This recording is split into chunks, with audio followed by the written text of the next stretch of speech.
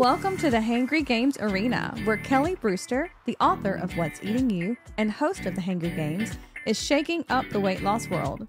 She is providing you with tons of resources and helpful tips to obtain your long-term wellness and weight loss goals once and for all. The Hangry Games is recorded and produced at Open Space Studios. Welcome back, Hangry Game Nation. Excited to be back in the arena, just hashing out yet another topic with you guys that we're dealing with our wellness and weight loss journey. You know, I usually record on Friday afternoons, and we only have a half a day of clinic. You know, I've told you this before. On a Friday afternoon, my butt's on fire getting out of there. And you can only imagine, like, my mind and body are gearing up for the weekend. So usually this is about the time I start getting what I like to call weekend ADHD. I mean, I've got lots of things in my brain that I want to accomplish. And then what winds up happening is I have difficulty finishing any of them because I get overzealous with some of my weekend goals. Can any of you guys remotely relate to that? I know, right? I think I got a few head nods there. I can't see you, but I know you're nodding. I know you agree with me, right? All right, so what's on the docket today, Kelly? I am so glad that you asked. You know, a lot of the topics that are developed for the Hangry Game Nation were basically birthed from discussions that happen day in and day out during the visits that I have with patients in my wellness and weight loss clinic. So today's it's not anything different. Many times I have patients that come in, they're right about their 3 to 6 month follow-up appointment, and they've either plateaued in their in that journey, or they've actually gained at this point. And their weight loss rocket that, I mean, lifted off with like tons of torque and I think that's appropriate for that. I don't know. And power, it just all kind of fizzles out in midair. And usually it's at this point in the conversation that I start talking about the difficulty of weight loss when we attempt to press cruise control in our weight loss and wellness journey.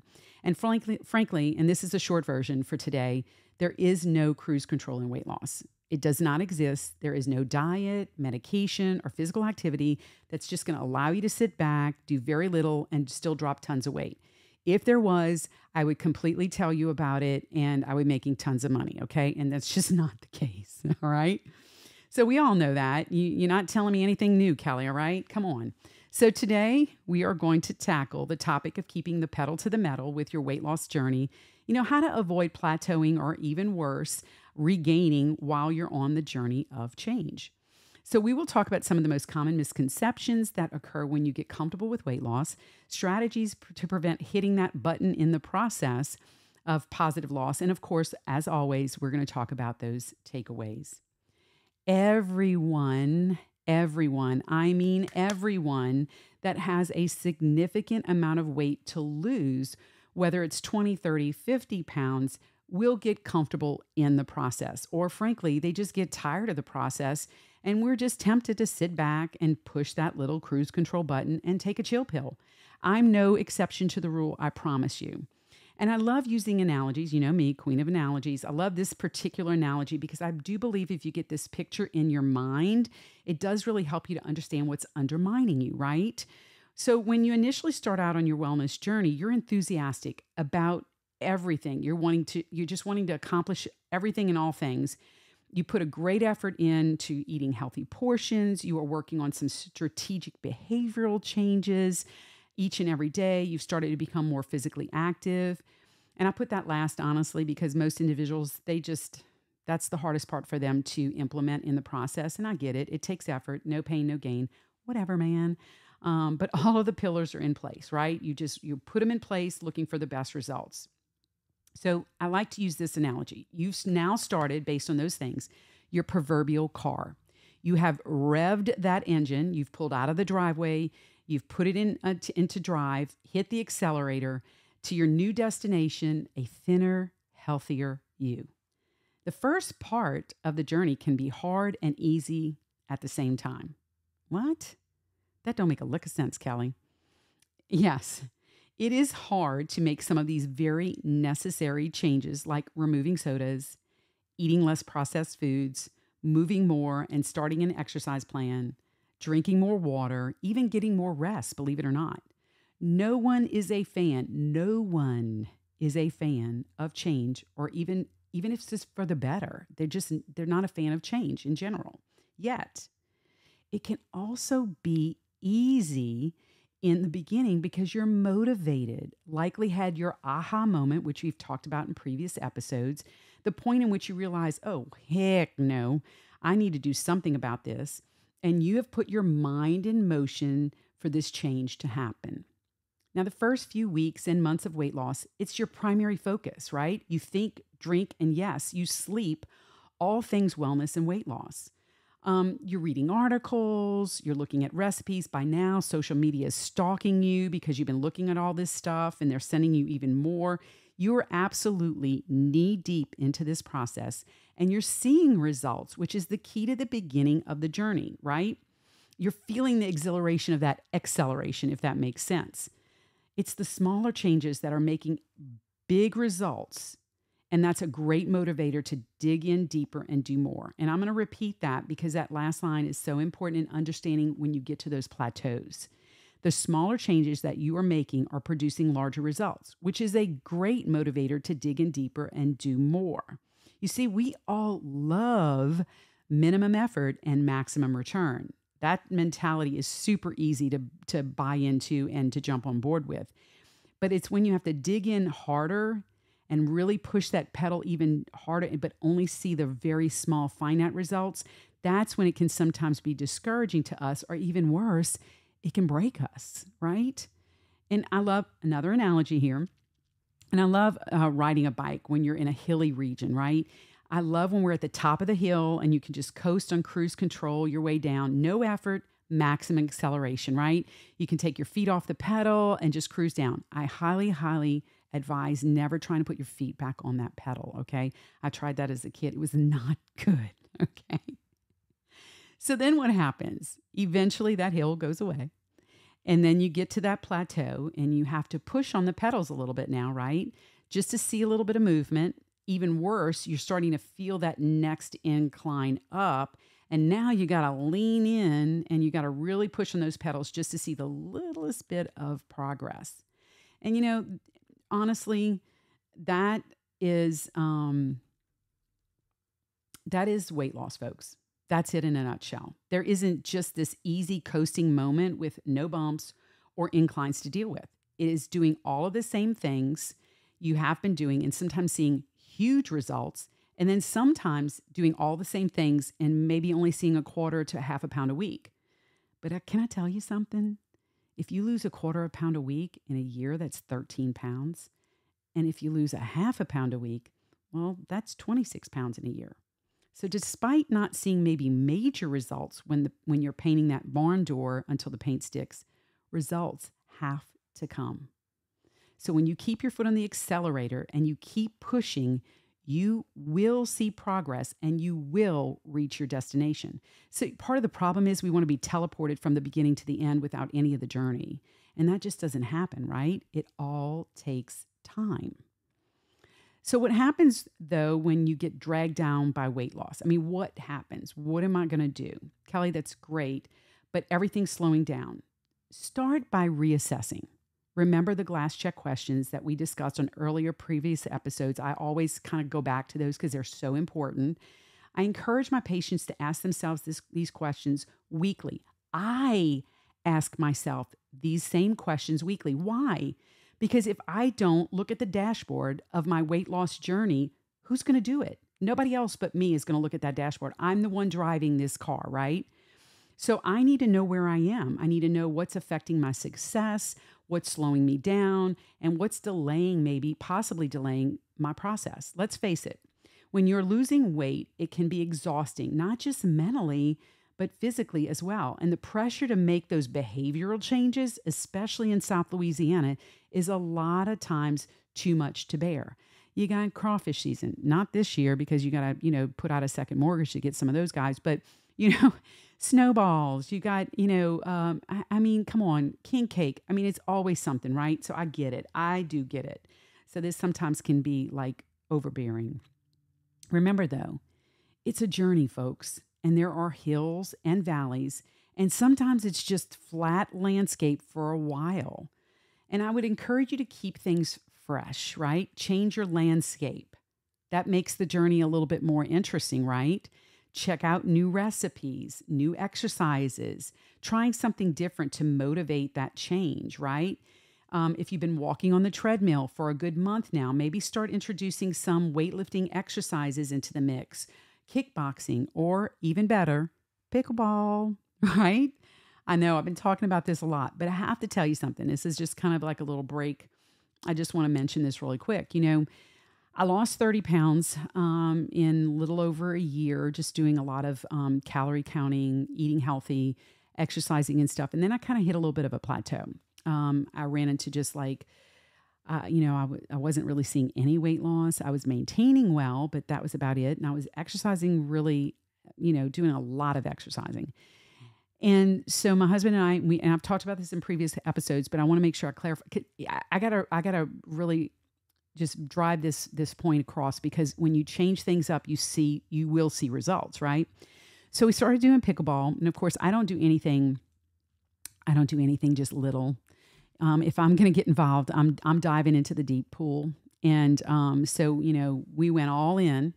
We got our paddles. We got the best paddles. We got a bucket of balls. We literally do drills now. So I've been playing pickleball for about 14 months now, about 6 hours a week. Okay. And it's not like, oh, pity patty. No, we're hitting full force. We're running. We're out of breath. We're sweating. We got to change clothes as soon as we're done because we're soaking wet, etc. Well, I lost an additional 24 pounds that last 14 months playing pickleball. So I did all the same things eating-wise, behavioral-wise. The only thing I changed was that, but it made a huge impact in my weight loss journey. So keep it fresh, keep your landscape looking new, right? What I'm looking at, if it's something new and different, I'm more inclined to take it on with more zeal and more enthusiasm, and likely going to see bigger results, right? And it is. Sometimes this is just a mental game. And what I mean by this is, if you're dealing with like emotional eating, for instance, then the act of eating does promote a feeling of comfort for you, right? So when you're starting a weight loss journey, your apple cart is bound to feel the pressure. And you may no longer feel the joy of eating. And it's not even that unusual to feel like you are going through like a breakup or a loss. Those ding-dongs, they were not worried about you. Come on now. Please get over it already. There was a small study that found people on a diet became more preoccupied with thoughts about food, how strong urges to eat more frequently, and they were more likely to feel out of control with their eating when on a restrictive diet. Duh. I didn't need to do a study to tell you that. Good grief. And instead of fighting the thought process, though, start embracing it. Just let's change the pace and change the mentality and the way we're looking at it. In other words, getting yourself excited about that new recipe and how you're going to cook it and prepping for it, maybe the new activities you're going to be doing or the exercises, can help you to avoid hitting the cruise control button. Maybe looking at new outfits online, new experiences like hikes, or signing up for 5Ks, or in my case, signing up for pickleball tournaments. These are all great ways to fend off that mental mindset of a prison break from your weight loss. It's like, okay, when can I get out of this thing, right? And those things can help to deter that and to avoid that. One of the worst things, too, you can do to affect your long-term wellness and weight loss is setting unrealistic goals. This is a journey. You can lose 30 pounds in 3 months, but keeping it off when you're on a militant diet is not realistic. Unrealistic goals usually, if not always, most of the time, always backfire, okay? Always. When this happens, you can feel frustrated, depressed, or even feel failure, which makes you susceptible to emotional eating and aborting the process before you've ever reached your destination, okay? Finally, let's talk about this. We need to realize that if we are determined to have long-term wellness and weight loss, that's something that needs to be continually addressed in our life. It's funny. I literally talk about this with one of my coordinators at the office today. She was talking about it. We were just talking about, like eating, weight loss, et cetera. And she said, it's a shame that we have to constantly worry about this, that we're talking about weight loss. And although part of me agreed with her, I told her, I said, you know what? Let's change our paradigm, how we think about this. Okay. Let's look at it from another viewpoint or advantage, right? The dishes, they're always going to be in the sink. Laundry, it's always going to be in the hamper. And these are daily, ongoing chores that are necessary for our day-to-day functioning, right? We need them. If we're going to run out of dishes, we're going to run out of clothes, if we don't do the chores, right? So we don't like doing these chores, but when we are done and everything's picked up and it's neat and it's tidy, we feel accomplished. This is no different. If we have a mindset that this is an ongoing system in our life that requires daily monitoring, like dishes and laundry or cutting grass for you guys, then it can make us feel accomplished when we see the results, right? And so that when we are looking at this from a lifetime perspective, it's just part of the process of our day-to-day functioning, right? And it helps us to fight that cruise control. I know this is just something I got to do. It's just like, put the dishes in the dishwasher, work on my recipes for the week. And when you do that, it really can help you to prevent that cruise control. And, one of the things I talk about is if you're driving on the interstate, and I do use these analogies with my patients, just so you know, I'm not just making these up. I do use them. If you're driving on the interstate I-12 and you're, going 78 miles an hour, or maybe more. But anyway, you're going, the speed limit or whatever, and you take your foot off the accelerator, you don't feel the change right away. You're still going sometimes at the same speed. For a time, but slowly you start to feel that deceleration, right? Slowly, until finally, yes, you are at a dead stop on I-12 and the cars are just blowing by you, right? Well, long-term wellness and weight loss is exactly the same way. If you decide to spend less time monitoring your progress, taking your foot off that proverbial accelerator, you might not feel a difference right away. Heck, you might even still showing some weight loss, but slowly your body and your weight will find itself back to the starting point again, and likely with a few hitchhikers, extra pounds. Yes, I did air quotes again. Ode to Joey on Friends, that decided to just jump on board in the process. Anticipate those highs and lows. Do the small daily monitoring rather than throwing yourself into this massive shutdown and reboot. You know what? Just glass check yourself routinely, and it avoids a lot of that.